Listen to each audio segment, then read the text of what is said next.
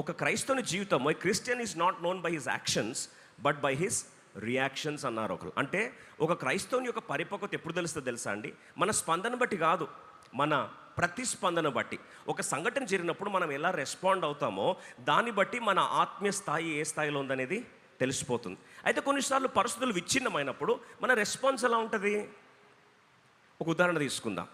ట్రాఫిక్లో జామ్ అయ్యేసరికి కొంతమంది ఇరిటేట్ అయిపోయి వాళ్ళని తిట్టి, వీళ్ళని తిట్టి, ప్రభుత్వం వాళ్ళని తిట్టి, వర్షాలని తిట్టి, ఇంకా అన్ని రకాలుగా ఒక మాటలు చెప్పాలంటే పక్కరోని తిట్టి, హారన్ కొట్టి, లోపల ఇరిటేట్ అయిపోయి బీపీ పెంచేసుకొని, ఇంకా కొన్నిసార్లు హార్ట్ అటాక్, ఇన్ని రకాలుగా స్పందించవచ్చు. అదే ఇంకొందరు ట్రాఫిక్ జామ్ అయితే నా చేతిలో ఏం లేదు, దేవుడు అనుమతించాడు, మంచిగా ఈ టైంలో పాటలు పెట్టుకొని ఏలుబేతలు పాట పెట్టుకొని ఆరాధిస్తామని చెప్పి కొంతమంది ఆరాధిస్తారు. అదే సంఘటన, సేమ్ సిచ్యువేషన్, కానీ రెస్పాన్స్లు ఏమైనాయి? మారిపోయాయి. ఇప్పుడు మనలో చాలామంది ఏమంటారంటే పరిస్థితిని బ్లేమ్ చేస్తాం.